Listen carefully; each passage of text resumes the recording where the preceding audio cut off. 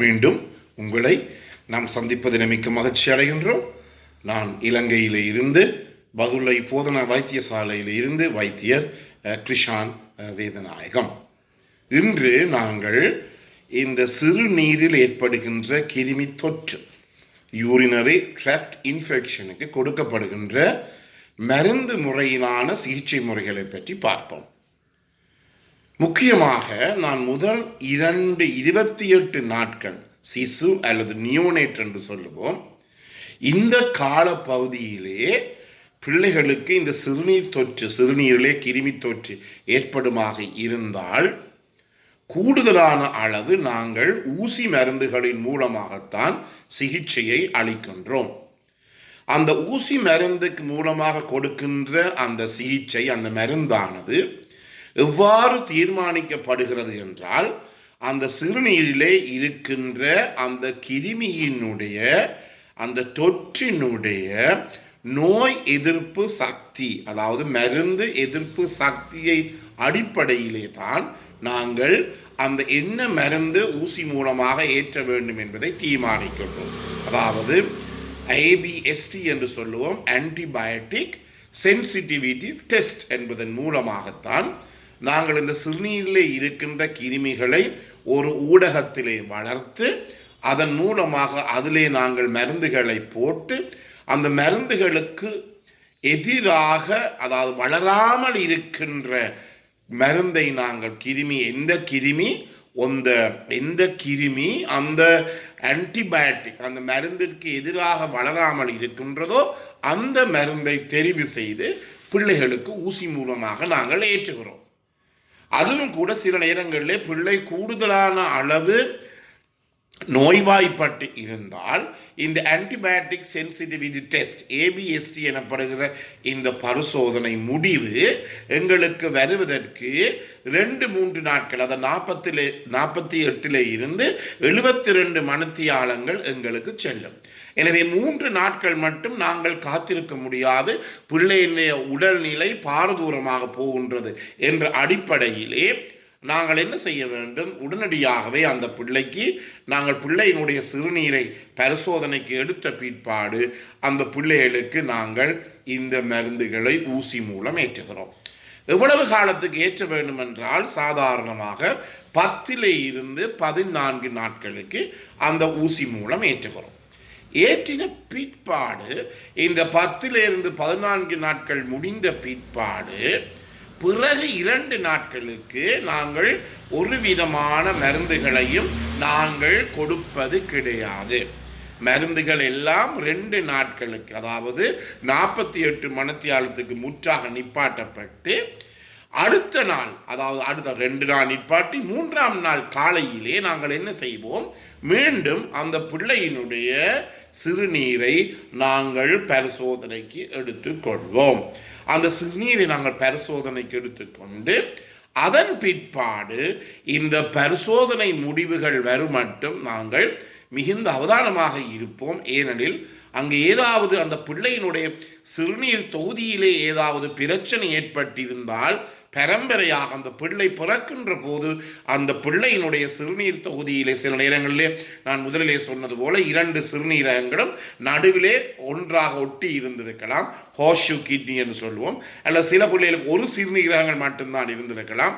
சில பிள்ளைகளுக்கு இந்த சிறுநீர் பையில இருந்து நாங்கள் சிறுநீர் கழிக்கின்ற போது அது அந்த சிறுநீர் பையில இருந்து வெளியிலே வராமல் மேலே செல்லக்கூடிய சிறுநீர் கான், அதாவது யூரிட்டருக்கு செல்லக்கூடிய பிரச்சனையாக இருக்கலாம். எனவே இந்த பிரச்சனை இருந்தாலும் நாங்கள் என்ன செய்வோம்?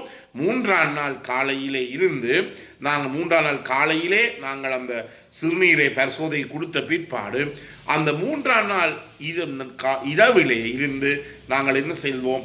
ஹீமோப்ரோஃபிலாக்சிஸ், அதாவது மீண்டும் ஒரு சிறுநீர் தொற்று ஏற்படுமாக இருந்தால் பிள்ளையினுடைய சிறுநீரகங்கள் பாதிக்கப்பட்டு தொழில் இழப்பு ஏற்படலாம் என்றபடியினாலே அதை எதிர்பார்த்து நாங்கள் என்ன செய்வோம்? இரவிலே மட்டும் ஒரு மருந்தை நாங்கள் கொடுப்போம்.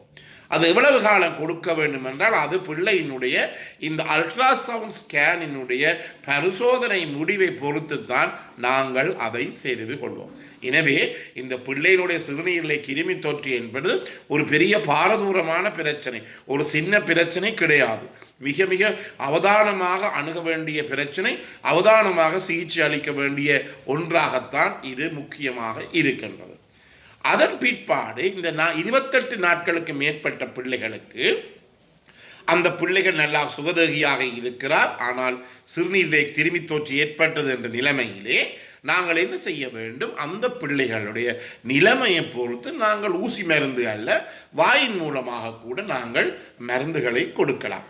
எனவே இந்த கொடுக்கின்ற மருந்து முக்கியமாக நான் முதலிலே சொன்னது போல இந்த ஏபிஎஸ்டி ஆன்டிபயோட்டிக் சென்சிட்டிவிட்டி டெஸ்ட்டுக்கு உரிய மருந்தாகத்தான் இருக்க வேண்டும். அந்த மருந்து அந்த கிருமிகளுக்கு எதிராக இல்லாமல் விட்டால், ரெசிஸ்டண்டான ஒரு மருந்தை நாங்கள் கொடுப்போமாக இருந்தால் அந்த பிள்ளையினுடைய சிறுநீரை நாங்கள் 100% கிருமி தொற்று, சிறுநீரில் இருக்கின்ற கிருமி தொற்றை எங்களாலே அழிக்க முடியாத நிலைமை. அதன் காரணமாக இந்த சிறுநீரில் இருக்கின்ற கிருமிகள் எல்லாம் பிள்ளையினுடைய சிறுநீரகங்களை பாதிக்க செய்யக்கூடிய ஒரு சந்தர்ப்பமும் இருக்கின்றது. எனவே மிகுந்த அவதானமாக இருக்க வேண்டும். இந்த இவ்வளவு காலத்துக்கு இந்த கொடுக்கின்ற மருந்துகள் சாதாரணமாக 10 14 நாட்கள் எவ்வாறு சிசுக்களுக்கு நியோனேட்டுக்கு செய்கின்றோமோ அதே போல கொடுத்து 2 நாட்களுக்கு நாங்கள் ஒன்று மருந்து கொடுக்காமல் 3ஆம் நாள் மீண்டும் சிறுநீரை சோதித்து பார்ப்போம். அதன் பிற்பாடு நாங்கள் என்ன செய்வோம், அந்த இரவிலே மட்டும் கொடுக்கின்ற மருந்துகளை கொடுத்து கொண்டு 6 கிழமை வருகின்ற போது நாங்கள் பிள்ளையினுடைய வயிற்றை படம் பிடித்து பார்ப்போம். அல்ட்ராசவுண்ட் ஸ்கேனை பிடித்து பார்த்து அதில் ஒரு விதமான பிரச்சனையும் இல்லாவிட்டால் மருந்துகளை நாங்கள் நிப்பாட்டுவோம். நிப்பாட்டின பிற்பாடு அவதானித்து கொள்ள வேண்டும், பிள்ளைகளுக்கு இருமல், தடிமல், காய்ச்சல் அல்லது யாரிடமாவது வீடுகளில் இருக்க அல்லது பாடசாலைகளில் யாருக்காவது காய்ச்சல் அப்படி ஒன்றும் இல்லாமல் விட்டால், இல்லாமல் பிள்ளைகளுக்கு காய்ச்சல் ஏற்படுமாக இருந்தால் கட்டாயமாக நாங்கள் இந்த சிறுநீரை பரிசோதித்து பார்க்க வேண்டும். யூரின் ஃபுல் ரிப்போர்ட்டையும் யூரின் கல்ச்சர் அண்ட் ஏபிஎஸ்டியையும் கட்டாயமாக நாங்கள் பார்க்க வேண்டும். அடுத்ததாக இப்படிப்பட்ட பிள்ளைகளுடைய பெற்றோருக்கு நாங்கள் சொல்லுவது என்னவென்றால், நாங்கள் வயிற்றை படம் பிடித்து பார்த்தோம், ஒரு பிரச்சனையும் இல்லை என்றபடியினாலே என்ன செய்ய வேண்டும், குறைந்தது ஒவ்வொரு மாதமும் அந்த பிள்ளையினுடைய சிறுநீரை நாங்கள் சோதித்து பார்க்க வேண்டும். எவ்வளவு காலத்துக்கு சோதித்து பார்க்க வேண்டும், குறைந்தது 3 மாதங்களுக்கு, இந்த மாதம் வர்ற மாதம் அடுத்த மாதம் 3 மாதங்களுக்கு நாங்கள் சோதித்து பார்க்க வேண்டும். அதன் பிற்பாடு திருப்பி 3 மாதத்துக்கு பிறகு ஒரு சோதித்து பார்க்க வேண்டும், திருப்பி ஒரு 3 மாதத்துக்கு பிற்பாடு சோதித்து பார்க்க வேண்டும்.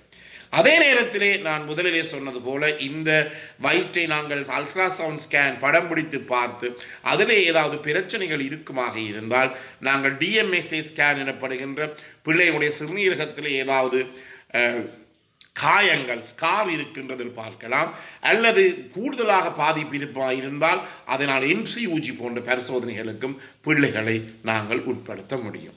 எனவே இந்த நிகழ்ச்சி பிடித்திருந்தால் இந்த நிகழ்ச்சியை கேட்காதவர்களுக்கு அறிமுகப்படுத்துங்கள், இதை லைக் செய்யுங்கள், ஷேர் செய்யுங்கள். அதே நேரத்தில் இந்த மணி சின்னத்தை பெல் சைனை அமர்த்தி நீங்கள் சப்ஸ்கிரைப் பண்ணலாம். மேலதிக விவரங்கள் தேவையாக இருந்தால் என்னோட நேரடியாக தொடர்பு கொள்ள முடியும். 0094 777 35 62 45. மீண்டும் உங்களை சந்திக்கும் வரை நன்றி, வணக்கம்.